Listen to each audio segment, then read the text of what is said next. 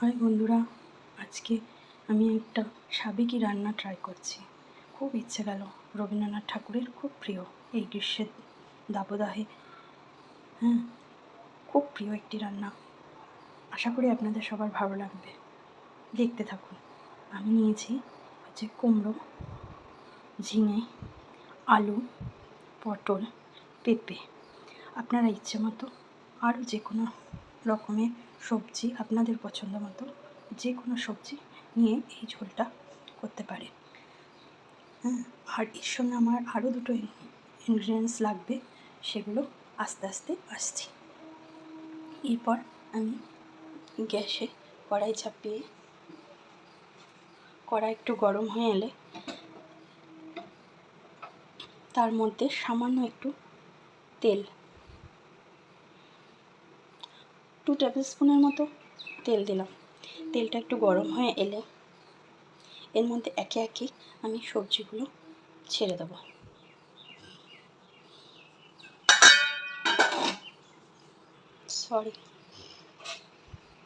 এরপর আমার কড়ার তেল গরম হয়ে এসছে।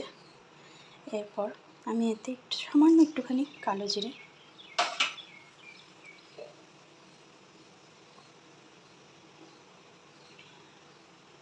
জিরেটা একটু হয়ে এলে তার মধ্যে 4টে কাঁচা লঙ্কা, আমরা একটু ঝাল খেতে পছন্দ করি, তাই 4টে, আপনারা চাইলে দুটোও দিতে পারেন।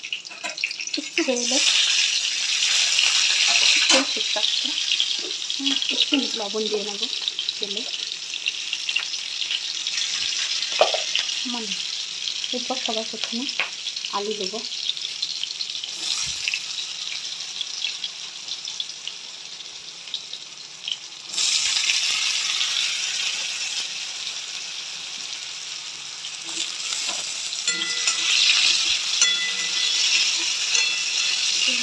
নেড়ে নেবো।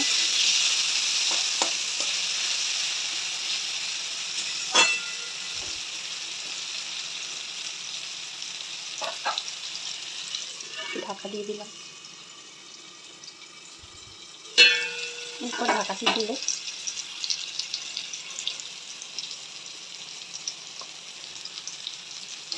পেঁপে দিলাম, কারণ এগুলো সিদ্ধ হতে একটু টাইম লাগে,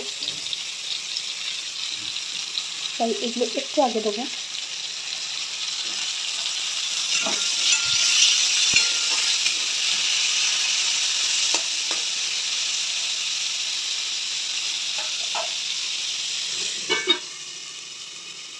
একদিনের মতো ঢেকে এটাকে একটু ভাজা ভাজা করে নেবো। হ্যাঁ বন্ধুরা, এই রান্নাটি রবীন্দ্রনাথ ঠাকুরের খুব প্রিয় গ্রীষ্মের জন্য। কারণ হচ্ছে কি, এই রান্নায় কোনো মশলার ইউজ হবে না, একবারে সাদা মাটা একটি রান্নার নাম হলো মরিচ ঝোল। খুব টেস্টি হয়। আপনারা গরম গরম ভাতে এটা খেয়ে দেখবেন, খুব ভালো লাগবে। এরপর তুলে নিলাম। এটাই কিন্তু ইনগ্রিডিয়েন্টসগুলো একেবারেই ভুলে যাবে না, অথচ বয়েল হবে।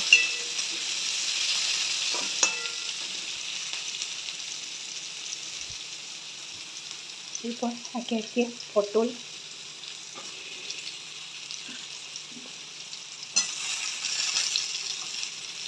কুমড়ো, কারণ এগুলো সিদ্ধ হতে বেশি টাইম লাগে না,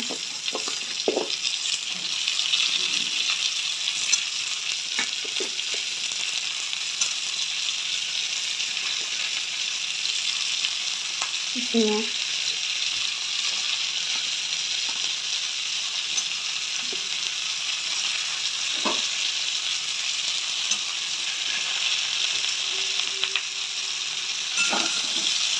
একটু নাড়াচাড়া হতে দেবো।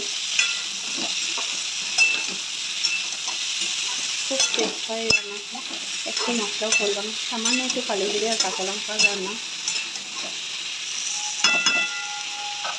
এরপর গ্যাসের মিডিয়াম টু হাইয়ে রেখে এটাকে আর একটু ঢেকে দেবো। আর বন্ধুরা, ফিরে এলাম।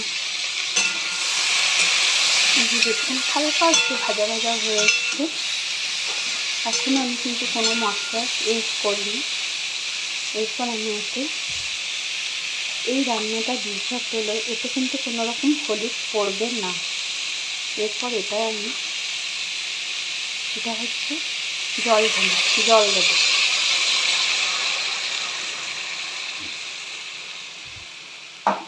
জলটা আমি এমন পরিমাণে দেবো যাতে এই সবজিগুলো ডুবে থাকে।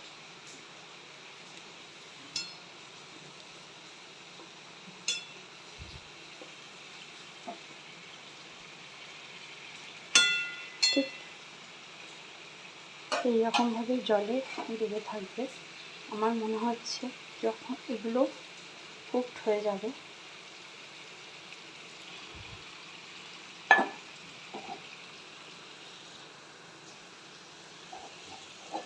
দেখুন বন্ধুরা কত সুন্দর লাগছে দেখতে।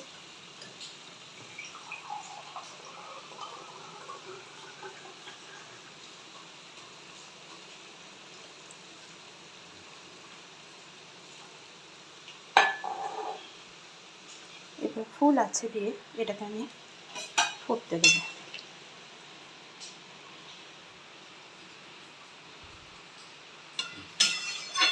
এটার মধ্যে কিন্তু আমি কোনো রকম হলুদের ব্যবহার করি না।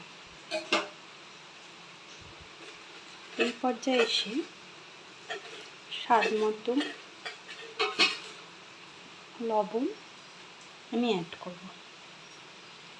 লবণটা অবশ্যই আপনারা নিজেদের স্বাদ অনুযায়ী দেবেন।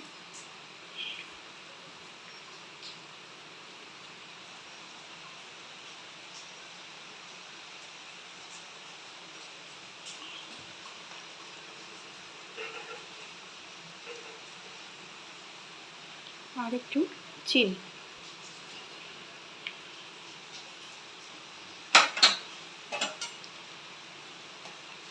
এরপর সবজিগুলোকে নাড়াচাড়া করে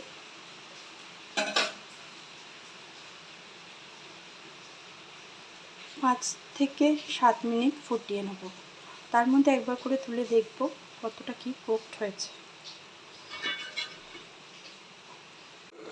আর বন্ধুরা এই 5-7 মিনিট পর ঢাকাটা খুলে দেখব।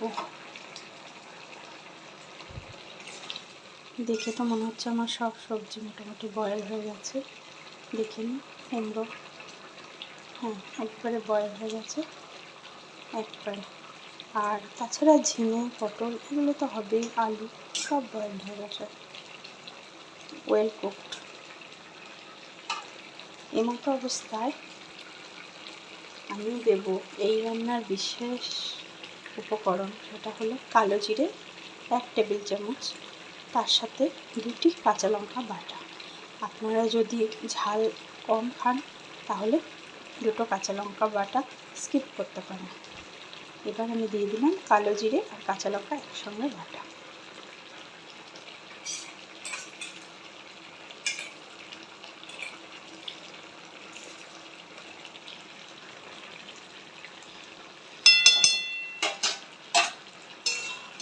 এটাকে ভালো করে মিশিয়ে নিতে হবে।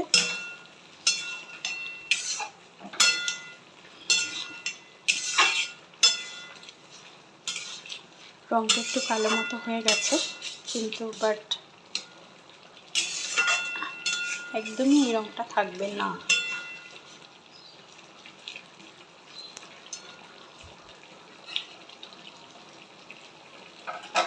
এরপর দেব 1 কাপ দুধ, এটা আগে থেকে জাল দেয়া।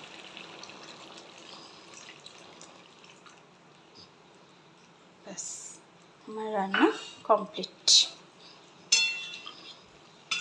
একটু জাস্ট ফুটে উঠবে, একটুখানি ঘি দিয়ে জাস্ট নামিয়ে দেবো। দেখুন বন্ধুরা রঙটা এবার দেখুন কত সুন্দর হয়েছে, টেস্ট দারুণ।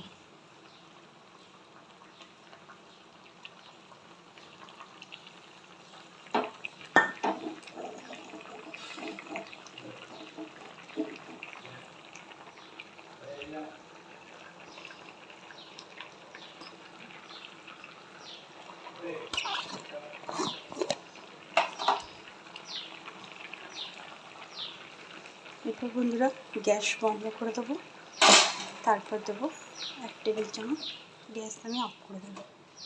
এরপর দেবো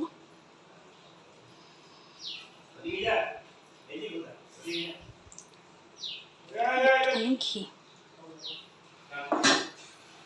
ব্যাস, এরপর এই ঘিয়ের গন্ধটা অ্যাবজর্ব হতে দেবো, তারপর আমি এটাকে পরিবেশন করব।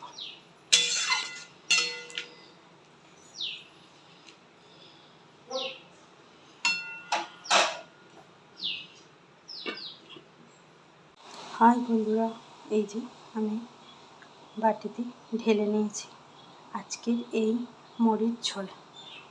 খুব টেস্টি, গরম ভাতে প্রথম পাতে খান, গরম গরম ভাতের সাথে খুব ভালো লাগবে। একটু কালো জিরে দেওয়ার জন্য একটু তিতকুটা তো লাগবেই, বাট খেতে কিন্তু অসাধারণ।